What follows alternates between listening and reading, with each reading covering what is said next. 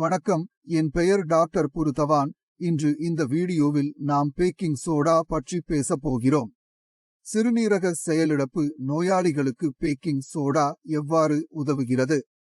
எனவே முதலில் நம் சிறுநீரகங்கள் சேதமடையும் போது எங்கும் என்ன மாற்றங்கள் ஏற்படுகின்றன என்பதை பற்றி பேசலாம். So, when our kidneys are working, they produce urine, remove excess salt from the body, regulate blood pressure, and help in the production of blood. Therefore, our kidneys perform a lot of functions. ஆனால் இரத்த அழுத்தம் அல்லது சர்க்கரை போன்ற எந்த காரணத்தினாலும் சிறுநீரகங்கள் சேதமடையும் போது சிறுநீரகங்களின் செயல்பாடு செய்ய முடியாது. நாம் புத்தகங்களில் படிக்காத சிறுநீரகங்களின் ஒரு வேலை உடலில் உள்ள அமிலத்தை நீக்குவது என்றால். So, when the kidneys start getting damaged, they can't remove the acid from the body. இப்போது உங்கள் சிறுநீர் அறிக்கையை பார்த்தால் உங்கள் சிறுநீரின் pH அமிலமாக இருக்கின்றது. இதனால் சிறுநீரகங்கள் உடலில் உள்ள அமிலத்தை சிறுநீரில் இருந்து நீக்குகின்றனவென்று காட்டுகின்றன. தற்போது இரத்த அழுத்தம் அல்லது சர்க்கரையால் சிறுநீரகங்கள் சேதமடைந்து வருகின்றன. தயவுசெய்து சிந்திக்கவும், இந்த அமிலம் உடலில் இருந்து வெளியேற முடியுமா? இல்லை, அமிலம் உடலை விட்டு வெளியேற முடியவில்லை என்றால் அது எங்கே குவிகிறது? இரத்தத்தில். If the acidity level of your blood increases, will it benefit or harm our kidneys? அது தீங்கு விளைவிக்கும். எனவே நமது சிறுநீரக அளவு அதிகரிக்க தொடங்கும் போது அமிலம் சுழியம் முதல் 3.5 4 வரை வலுவாக இருக்காது என்று கருதப்படுகின்றது. அது சிறுநீரகங்களுக்கு தீங்கு விளைவிக்காது. ஆனால் 3.5 4 ஐ தாண்ட முதல் உடலில் அதிக அமிலம் குவிந்து சிறுநீரகங்களை சேதப்படுத்தும். இந்த நிலை வளர்சிதை மாற்ற அமிலத்தன்மை என்று அழைக்கப்படுகிறது. இப்போது உடலில் சேரும் அமிலத்திற்கும் நமக்கும் என்ன சம்பந்தம்? Because our body can't eliminate it quickly through urine. அது எவ்வளவு நேரம் உங்கள் உடலில் இருக்கும் போதும் அதை நம் சிறுநீரகங்களுக்கு விளைவிக்கும் நேரம் அதிகமாக இருக்கும். எனவே யாராவது அதை எப்படியாவது நிர்வகிக்க வேண்டும். எனவே இதற்கு பதில் பேக்கிங் சோடா. பேக்கிங் சோடா அமிலத்தன்மை அல்லது காரத்தன்மை கொண்டதல்ல. இது ஒரு இடையகமாக செயல்படுகிறது. அது அமிலத்தை நடுநிலையாக்குகின்றது. எனவே பேக்கிங் சோடாவை எப்படி எடுக்க வேண்டும் என்பதும் முக்கியமான விஷயம். So when we say baking soda, it doesn't mean that you go to the baking soda store and start eating it with a spoon. இல்லை, பேக்கிங் சோடா உங்களுக்கு ஒரு பிரச்சனை உருவாக்காது. அதன் சுவை மிகவும் பொருத்தமாக இல்லை மற்றும் அதை சாப்பிட்ட பிறகு நாள் முழுவதும் உங்களுக்கு விக்கல் இருக்கலாம். ஆனால் நீங்கள் பேக்கிங் சோடா தூளை எதுவும் பயன்படுத்த வேண்டியில்லை. நீங்கள் சந்தையில் பேக்கிங் சோடா மாத்திரைகளை பெறலாம். அவை நோடோசிஸ், சோபோசிஸ், சோடாமின் போன்ற பெயர்களில் வருகின்றன. நீங்கள் ஏற்கனவே அதை எடுத்துக்கொண்டிருக்க வாய்ப்புள்ளது. எனவே நீங்கள் செய்ய வேண்டிய முதல் விஷயம் உங்கள் மருந்தை சரிபார்க்க வேண்டும். மருத்துவர் உங்களுக்கு சோடியம் பைகார்பனேட் மாத்திரை கொடுத்தாரா இல்லையா? இல்லையென்றால் உங்கள் இரத்தம் அமிலமாக இருக்கின்றதா என்று பார்க்க வேண்டும். இப்போது இரத்தம் அமிலமாக இருக்கிறதா என்பதை எப்படி கண்டுபிடிக்க வேண்டும் என்பது கேள்வி. எப்போதும் KFT போகும்படி நீங்கள் சீரம் பைகார்பனேட் சோதனை செய்ய வேண்டும் என்று நினைவில் கொள்ளவும். சீரம் என்பது இரத்தம் மற்றும் பைகார்பேட்டு என்றால் இரத்தத்தில் உள்ள அடிப்படை அயனிகளின் அளவை குறிப்பிடுகிறது. இரத்தத்தில் அடிக்கும் ஆல்கலை அயனிகள் குறைவாக இருந்தால் இரத்தம் அதிக அமிலத்தன்மை கொண்டது.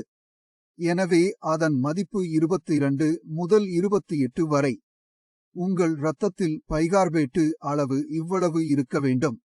உங்கள் நிலைகள் இதை விட குறைவாக இருந்தால் புரட்சியாக 15 அல்லது 16 இருக்கும். இது சாதாரண அளவுக்கு குறைவாக உள்ளது. அதாவது உங்கள் இரத்தம் அமிலமானது. ஆனால் நாங்கள் அங்கு பேக்கிங் சோடா சேர்க்க வேண்டும். எனவே நாம் என்ன செய்வது? Based on the level of bicarbonate in your blood, we add baking soda. உங்கள் நிலை 1 முதல் 4 வரை இருந்தால் மருந்து குறைவாக இருக்கும். அது 4க்கு மேல் இருந்தால் உங்கள் மருந்து வேறு ஆகும். ஆனால் நீங்கள் ஒரு மேலும் பார்வையிட வேண்டும். உணவு மற்றும் குடிப்பதிலும் நீங்கள் சில காரியங்களை கவனிக்க வேண்டும். அமிலம் உருவாகும் விருப்பம் கொண்ட உணவுகளை சாப்பிடக்கூடாது. சிறுநீரக செயலிழப்பு நோயாளிகள் புளிப்பான பொருட்களை சாப்பிடுவதை நிறுத்துகிறார்கள். ஆரஞ்சு, மியூசிம், கினோவா, மாம்பழம், ஊறுகாய், சட்னி, சாஸ், கெசப், ஜாம் போன்ற பொருட்கள். அவற்றிலும் சிறிதளவு அமிலம் உள்ளது. அவர்கள் முற்றிலும் சாப்பிட மாட்டார்கள். ஏன்? அமிலம் அதிகமாக சாப்பிடுவதன் மூலம் உங்கள் மருந்து செய்ய முடியாது. ஏனெனில் உங்கள் வயிற்றிலும் அமிலம் உள்ளது என்பதால். இது உணவை ஜீரணிக்க உதவுகிறது.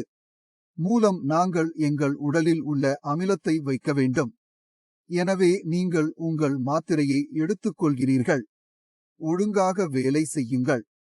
உங்கள் இரத்தத்தில் உள்ள அமிலம் நடுநிலையாக்கப்பட வேண்டும் என்று கூறினார்.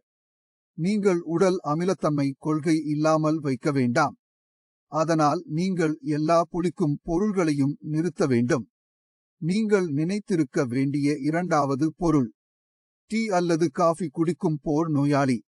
மாத்திரை கொடுத்த பிறகும், பேக்கிங் சோடா மாத்திரை கொடுத்த பிறகும் அவர்களின் நிலை ஒருபோதும் மேம்படாது.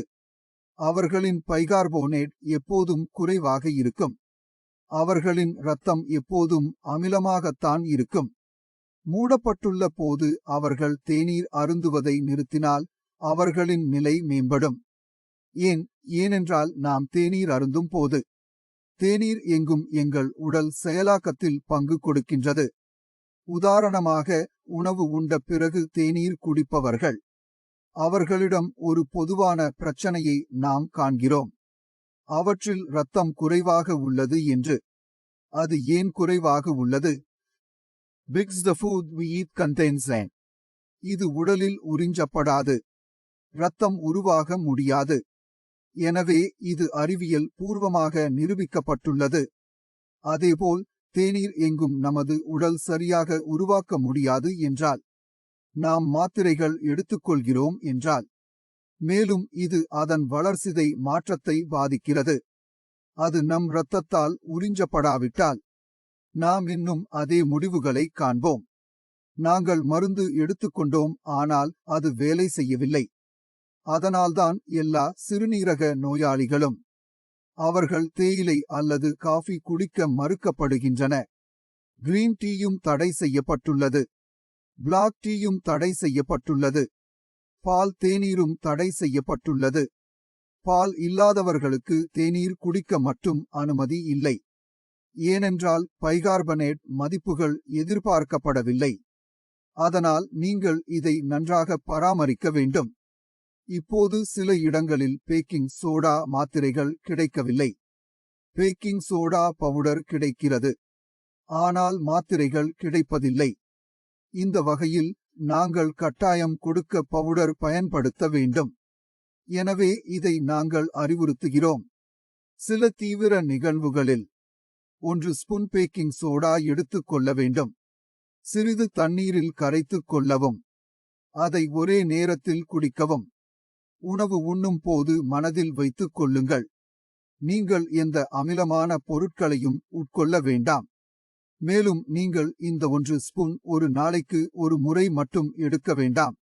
நீங்கள் ஒரு நாளைக்கு 3 முறை அதை எடுக்க வேண்டும். உணவு சாப்பிடுவதற்கு முன்பு அல்லது சாப்பிட்ட பிறகு எடுக்கவும். அது உங்கள் விருப்பம். ஆனால் அதை ஒரு நாளைக்கு 3 முறை எடுக்க வேண்டும். எனவே இது தீவிர நிலை பற்றியது. When you don't have access to tablets. உங்களுக்கு டேப்லெட்டின் விருப்பம் இருந்தால், அப்படியானால் ஒரு மருந்து எடுக்க வேண்டும். ஒரு டாப்லெட் எடுக்க எளிது என்றால், இது மிகவும் பயனுள்ளதாக இருக்கும். பேக்கிங் சோடாவின் தரத்தில் வேறுபாடு உண்டு. எனவே இந்த வீடியோவிலிருந்து நீங்கள் பல புரிந்து கொள்ள முடியும் என்று நம்புகிறேன். பேக்கிங் சோடாவில் இருந்து உங்கள் சிறுநீரகத்தை எவ்வாறு காப்பாற்றலாம்? உங்கள் சிறுநீரக நிலையை எவ்வாறு உறுதிப்படுத்துவது? உங்கள் மனதில் ஏதேனும் சந்தேகம் இருந்தால், ஏதாவது கேட்க வேண்டும் என்றால், டாக்டர்கள் உள்ளனர். நான் இருக்கிறேன். நீங்களும் என்னை வந்து சந்திக்கலாம். இதுவரை நான் உங்களுடன் முன்னேற விரும்புகிறேன். அடுத்த வீடியோவில் சந்திப்போம். அதுவரை நன்றி.